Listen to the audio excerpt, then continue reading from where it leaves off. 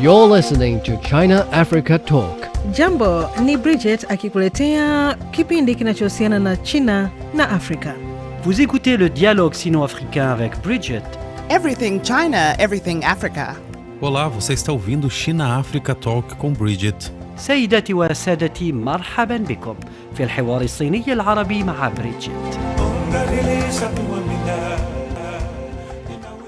For the first time in its history, the G20 Leaders Summit is being held on African soil.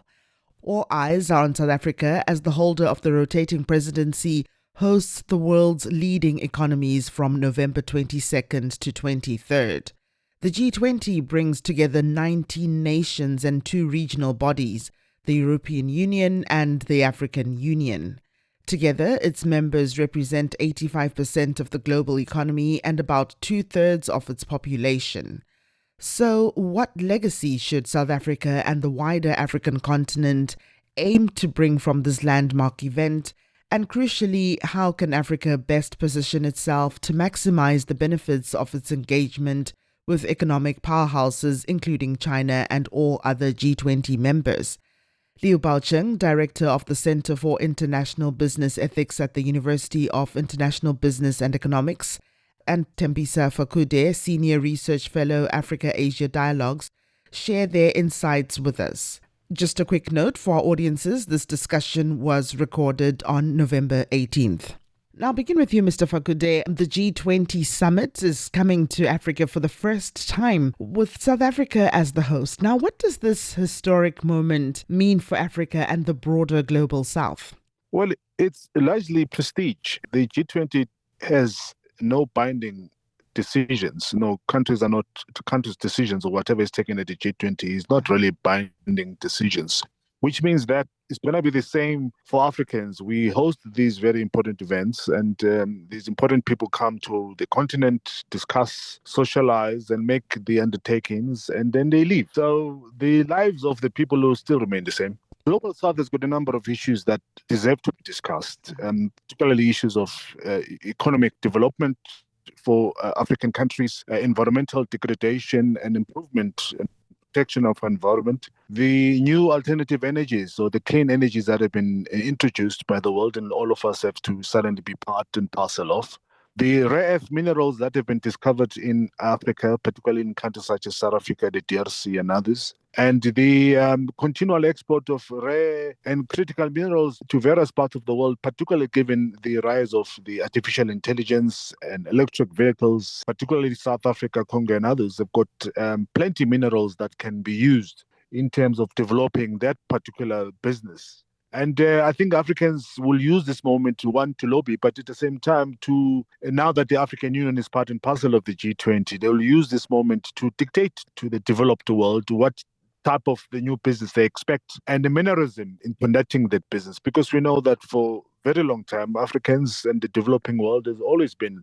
undermined and shortchanged when it comes to business. And this is the moment where Africans can really stand firm in terms of dictating precisely what they want. But importantly also, it's time where Africans can also come up with plans of beneficiation instead of us, which has been the tradition and history of the continent, exporting raw materials and importing finished goods and then being charged triple the amount for our own materials. This, I think, is a moment where Africans can negotiate a better deal with the potential buyers and the developed world in terms of what sort of a business attitude do they expect to conduct between themselves and the new world in terms of the consumption of these minerals that we have. So that, I think, is very important. But over and above that is prestige. I think President Cyril Ramaphosa of South Africa will earn a cap within his career as one of those leaders that was the first African country to host the G20. And by the way, South Africa has been a member of the G20 far much longer than many others within the African Union, now that the African Union is part and parcel. It's been carrying the light within the G20, and I think this is great news for Cyril Ramaphosa, but I don't see this changing the lives of ordinary people on the ground. Professor Liu, many are calling this Africa's moment on the global stage. Now, what are your expectations for the summit and what outcomes would make it a genuine turning point? Yes, I think it is a landmark movement because Africa has already identified the priority for this summit, which includes first inclusive economic growth, industrialization, employment, and the equality reduction. And then the second priority is the food security issue. And third priority would be the artificial intelligence and innovation for sustainable development.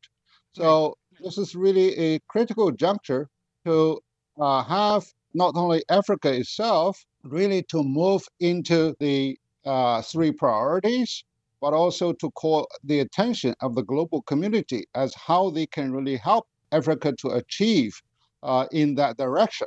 Right. So I would expect the summit is there to elevate Africa's priorities from token mentions to concrete agenda, which means to address a number of important issues that Africa has been facing in terms of debt treatment, in terms of the scaling up of the climate finance, pushing forward green industrialization, and also to help Africa for the digital transformation in building the infrastructures and better connectivity with related supports.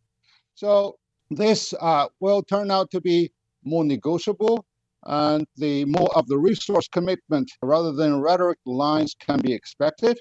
So a genuine turning point would be measurable in that the new multinational finance windows or restructured debt mechanism with clear eligibility and timeline to make it more binding, and also time-bound pledges for technology and skill transfer, and concrete G20-backed investment initiatives that prioritize the African value and also to help Africa to create jobs rather than short-term extractive projects that many companies are currently engaging.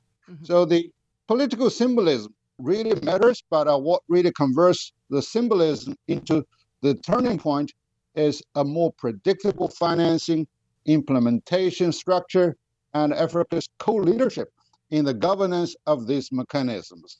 Mr. Fakude, this year's theme, solidarity, equality, sustainability, seems to speak directly to the aspirations of developing nations. How do you interpret the theme? Do you expect Africa's priorities and development agenda to take center stage? The themes are very activist. The themes continue to present Africa that's still struggling to free itself from the chains of colonization. I would have expected words such as economic development to be much more prominent. I would have expected words such as business cooperation to be much more prominent as a theme for this year's G20. But what we see is a typical South African positioning of activist foreign policy and dealings with the West. One of all the time insisting on, freedoms and solidarity and all the things that comes with it. And one, of course, does not, as I've said, expect anything else. That the solidarity between Africa or South Africa and the members of the G20 is work in progress. And I don't think it's going to be a blanket solidarity. You're going to have these individual one-on-one pacts or agreements between G20 and South Africa, for that matter, even though South Africa, of course, continued to claim to be representing the whole of Africa. Now we've got the AU. AU is going to be the mouthpiece and the representative of all African countries. But South Africa, of course, continues, notwithstanding. And one would have expected that they would have concentrated on our own as South Africa's social, political, and economic agency. We have a lot here in this country that deserve. And we have this chance of hosting this G20. And it's a South African event, after all. Even though South Africa insists that it's representing Africa, as I've said, the AU is there to represent Africa. It is a South African event, and South Africa should have made prominent some of its issues. Professor Liu, how do these principles, solidarity, equality, and sustainability, align with the vision championed by China and other global South countries within the G20 framework? Well, over almost the half of the century in the past, these are really the not only the slogans, but also the practices that resonate strongly with China's stated emphasis on the development of cooperation. And China also stakes to non-interference, and also there has been remarkable achievements in the infrastructure building and to help Africa to grow their economy. So for many global South countries, these principles translate into calls for equitable access to capital and technology, differentiated responsibility on the climate change issue, and to seek the development pathways that promotes industrial policies rather than one-size-fits-all type of austerity. So in practice, alignment shows up as a preference for capacity building and for industrial finance, South-South cooperation, and the mechanism really prioritize this time on the combination of capacity building with industrial drive. So the political friction is over modalities how to ensure transparency, environmental and social safeguards, multinational oversight, while preserving policy space for recipient countries.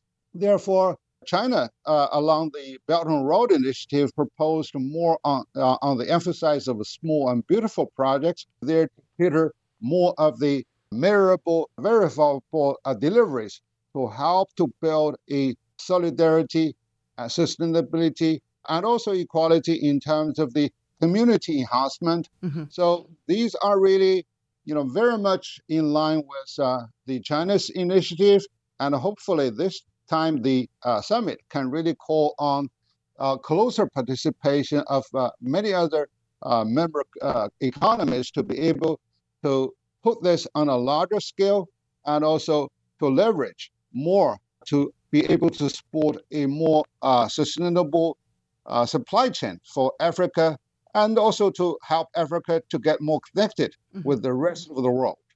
I'm going to ask this question to you both there. Perhaps I'll begin with you, Mr. Fakude. What impact might the absence of the US from this year's G20 have on the summit's tone, outcomes, and global balance of influence? Well, two things. One is that we continue seeing this very imperialistic mentality from the United States, mixing issues. G20 has got nothing to do with our personal relationship with the United States. Okay. G20, South Africa was part and parcel of the founding member of the G20. It's not up to the United States to kick South Africa out of G20. It's a much more complicated, and again, it exposes the President of the United States, his understanding of how these things work. So it's not going to have any impact. And by the way, notwithstanding what President Donald Trump has said, which, by the way, often I take whatever he says with a pinch of salt, there will be Americans. Americans have been working in what is known as Troika, which is the three tripartite kind of leadership consisting on the past, present, and the future chairpersonship of the G20. And the United States has been working with South Africa in leading up to this G20. And they will be present at the G20. They might not be at the senior level, but certainly someone will have to receive the chairpersonship of the G20. And they've said, and they're excited. He's quite excited that is going to be the chair of the G20. So they are going to send some people to come and receive that mandate. But in terms of dampening the significance of this gathering, I don't see it happening. We have a number of significant European leaders who are coming to this country and Asian leaders coming to this country. So it's going to be a successful G20, judging by the preparation of South Africa at the moment. How about your thoughts there, Professor Leo? Well, it's a pity, but it's not really a surprise now that the United States is now preoccupied with more of the protectionism and also more of the inward-looking tendencies. So we can really understand its absence from three levels. First, diplomatically, it opens the space for alternative agendas and leadership coalitions to allow those emerging powers and a host of representatives to be able to push priorities without the need to secure Washington's approval and probably also interruption. But practically, the absence constrains the outcome that requires deeper coordination from the U.S. government and from also the U.S.-led financial institutions, the private capital market, or export controls. So items like debt architecture reform tied with the U.S. supervisory authorities or the technology governance may see less ambitious as concrete deliverables. So The third level is the symbolically, it really accelerates the multipolar narrative about global governance, but the lasting shifts in the balance of influence will depend on whether other actors, particularly within the G20, can really deliver their commitment in terms of finance, standard, in institutional setting, so that not only the South-South cooperation, but the G20 cooperation, with or without the United States, can really move forward with its own collective commitment to help not only Africa, but we'll also be able to get better connected and to shape a better understanding and also the development agenda, because the collective efforts, with or without the United States, can really matter a great deal. So therefore, the absence of American, not only for the summit, but also in global leadership, will mean a big change, which also serve as a reminder for the rest of the world to stand up on their own feet and also to stand together to be able to shape a new type of global order that can benefit more equally and more sustainably and more digitally. Professor Liu, what are China's key objectives at this year's G20? The objectives very likely would continue on its proposed path of the global connectivity, which is very much embodied in the Belt and Road Initiative. But a renewed one can be to continue to secure support for infrastructure and also development finance that can really favor predictable and large-scale investment, as we see that over the years, China's outbound investment has also on a rapid increase. So the second would be to advance the norms for a diversified multipolar economic order that protects policy autonomies for developing states, not to mention the entire Africa. And then the third is to promote cooperation on climate change and also green technologies that recognizes the differentiated responsibility so that we are able to provide better finance and technology flows. And fourth would to expand China's role in the rule-shaping forum through pragmatic project-level outcome that demonstrate deliveries.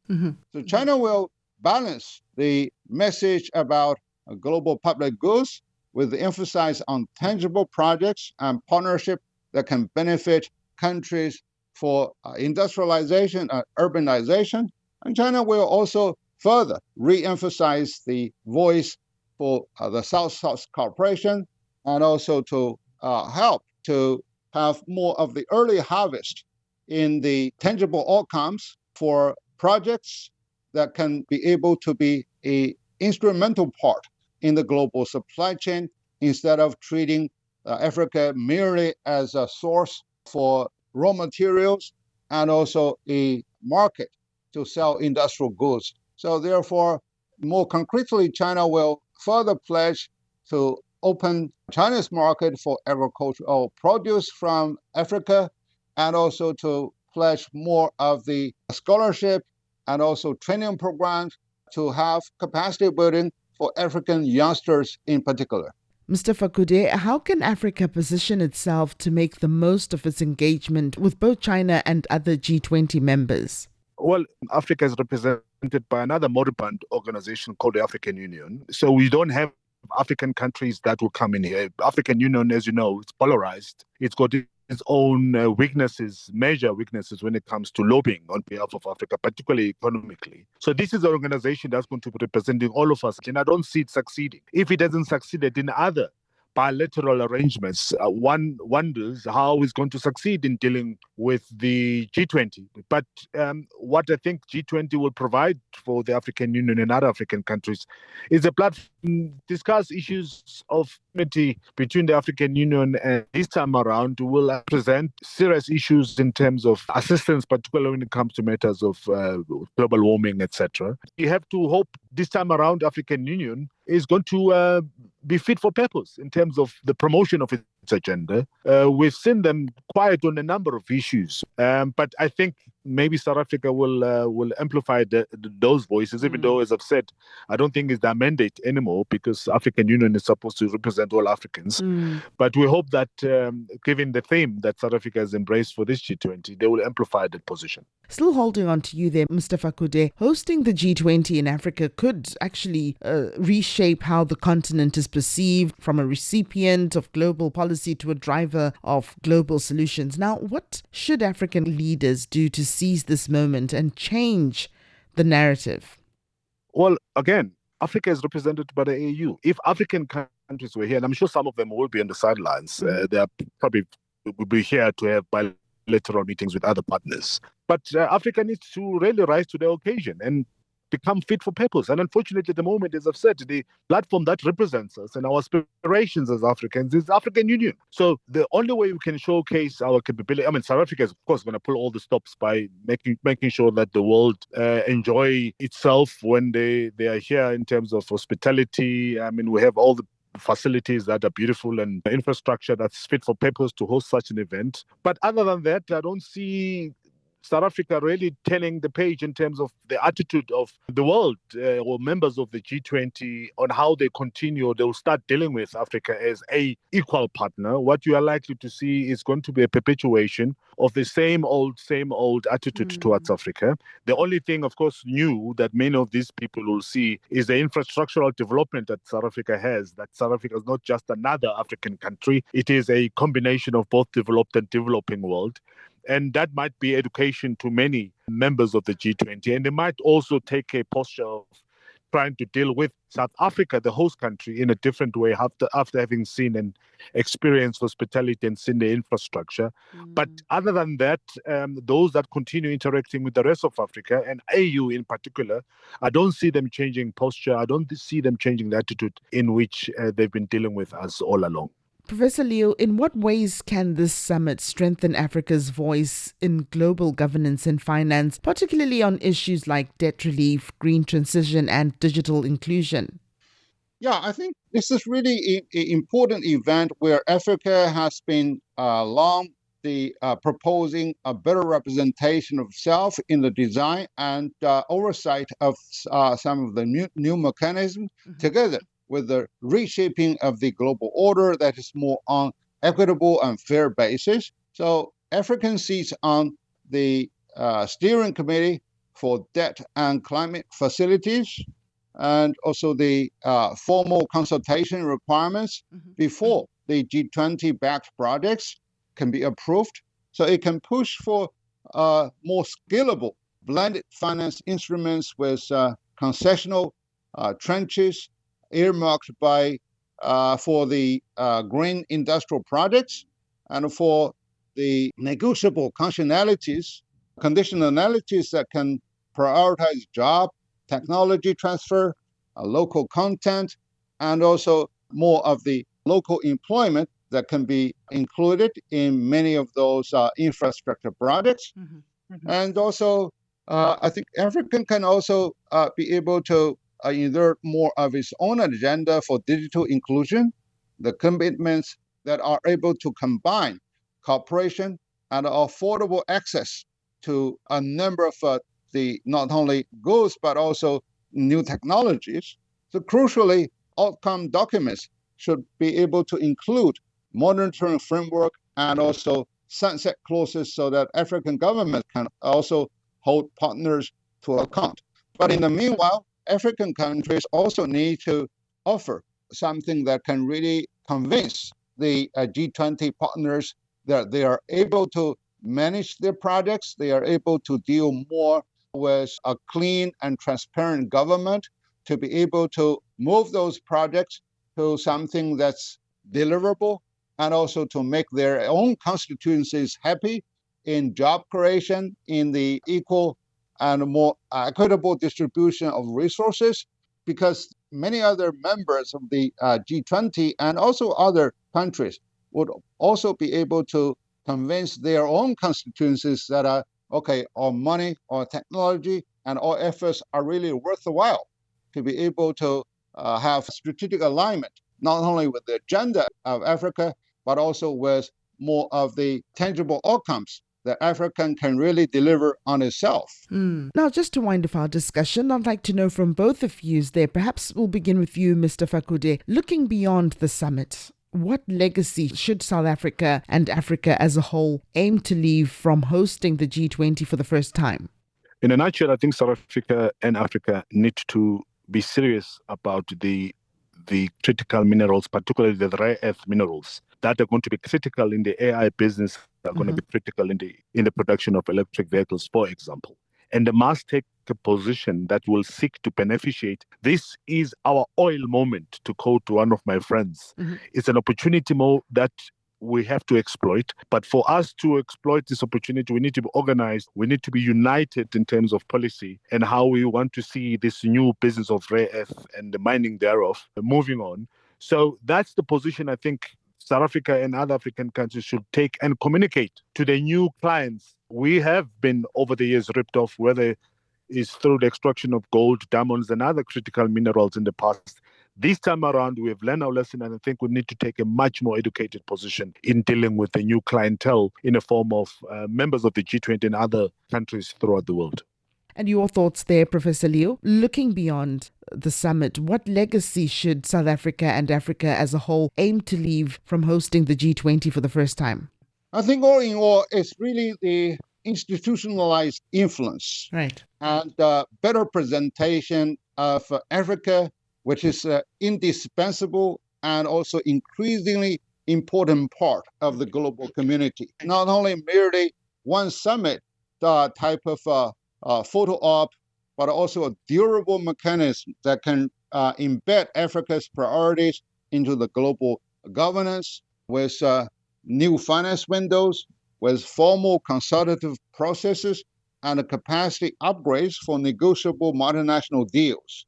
So at a broader level, Africa's legacy should be a narrative shift from being a recipient of decisions to be able to co-author some of the solutions and also new proposals to demonstrate the progress on debt sustainability, actionable roadmaps for green industrial transition, and accelerate the digital public goods that is there to widen the participation in the global economy. So the real test will be how to follow through on those agenda and proposal, because as I noticed in many of the global forums, there has been a number of initiatives, number of narratives, but to make those narratives and also ideal proposals to be a reality, there needs to be a sort of mechanism to be able to push through and also remind those who have already made some commitments to implement what has been agreed upon, so that Africa will be able to see some of the commitments translates into real projects that can build the local capacity, create jobs, strengthen fiscal and governance resilience, and also Africa should also be able to inform the world on frequent basis of what is the progress and how much efforts they have made and what additional support